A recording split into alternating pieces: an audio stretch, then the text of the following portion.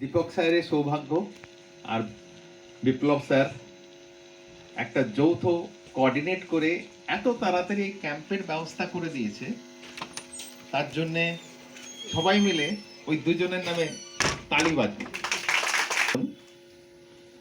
আমরা তো মানুষের কাছে পৌঁছে যাব, কিন্তু পৌঁছানোর একটা মাধ্যম হওয়া দরকার। মাধ্যমটা এরা দুজন ছিলেন। যাই হোক, কিছু বলার আগে আমার কল্যাণ আর বলো দিন রাত, হে গৌরীনাথ, হে জগদম্বে, আমায় মনুষ্যত্ব দাও। মা, আমার দুর্বলতা কাপুরুষতা দূর করো, আমায় মানুষ করো। কারণ একটা কথা আমি ওঠায় বলছি যে স্বামী বিবেকানন্দ যে কথাটা বলেছে, একমাত্র বাড়ির মা তার ভিতরে যে শক্তি আছে তোমাদের মধ্যে, প্রত্যেক স্টুডেন্টের মধ্যে, প্রত্যেক মানুষের মধ্যে সঞ্চার করে দিয়েছে। এটা বিকাশ করা আর প্রকাশ করা তোমাদের কাজ। আজকের থ্যালাসেমিয়া নিয়ে আমরা যে বক্তব্য দেব সেটা অত্যন্ত বাস্তব, আর জীবনে ওই ভয়ঙ্কর রূপগুলো যেন আপনাদের দেখতে না হয়। তোমাদের এই বসে আছো যারা দেখছো, তবু কলেজের মধ্যে গলা আমার কাঁপছে, কারণ আমি যাদের থেকে মানুষ হয়েছি, যে আমাকে পিলারের মতো তৈরি করে দাঁড় করিয়ে দিয়েছে, তারা নিচে বসে আছে।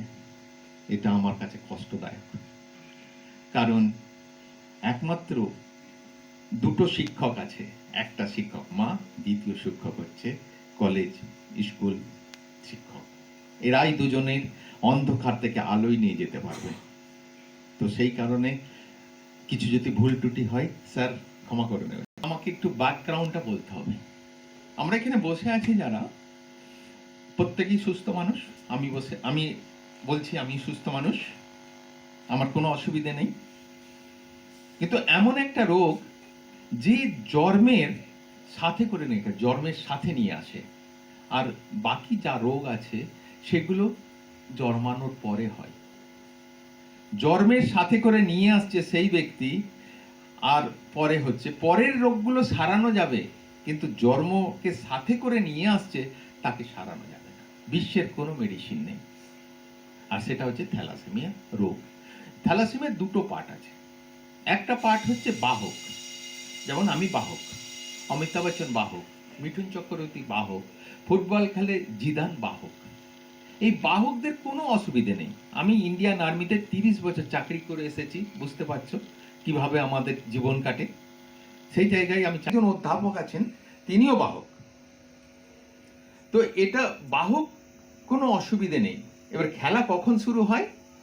খেলা তখন শুরু হয় যে আমি বাহক আরেকটি বাহককে বিবাহ করে নিলাম, আসবে, সেটা সম্ভবত থ্যালাসেমিয়া রোগী হবে।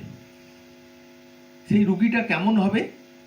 তার 6 মাস বয়স থেকে তাকে রক্ত দিতে হবে, তার রক্ত উৎপাদনের ক্ষমতা থাকবে না। আমার শরীরে যখন 6.5 লিটার রক্ত আছে, আমার শরীরে দুটো জিন আছে, অর্ধেকটা মায়ের অর্ধেকটা বাবার। তার শরীরে দুটো জিনই আছে, কিন্তু দুটোই খারাপ পেয়েছে। তার বাবার কাছ থেকেও বাহক পেয়েছে, মায়ের কাছ থেকেও বাহক পেয়েছে। তো উভয় মিলে হয়ে গেছে সে থ্যালাসেমিয়া রোগী। তাহলে কেরিয়ার যারা আছে তাদের কোনো অসুবিধা নেই। এবার এই বাহকটাকে যদি আমি জানতে চাই, সেটা একমাত্র ভারতবর্ষের পরীক্ষা হচ্ছে HPLC টেস্ট। এছাড়া কোনো টেস্টে ধরা পড়া যাবে না। HPLC টেস্ট এমন একটা টেস্ট, যে টেস্টের মধ্যে তার শরীরে এই বাহকটা আছে কিনা জেনে নেওয়া দরকার। আর যখন সে বাহকটা পেয়ে যায়, তখন সে আরেকটি বাহকের বিবাহ।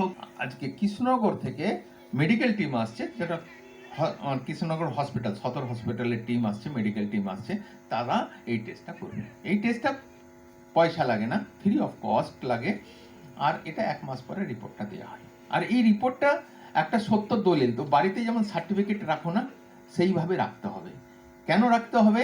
পরবর্তী দিনে 2023-এ স্বাস্থ্য ভবন থেকে অলরেডি একটা অর্ডার পাস করে দিয়েছে, যে কোনো প্রেগনেন্সি মায়েরা সরকারি হসপিটালে গেলে আগে থ্যালাসেমিয়া টেস্ট করতে হবে, তারপরে ভর্তি হবে, তার আগে হবে না।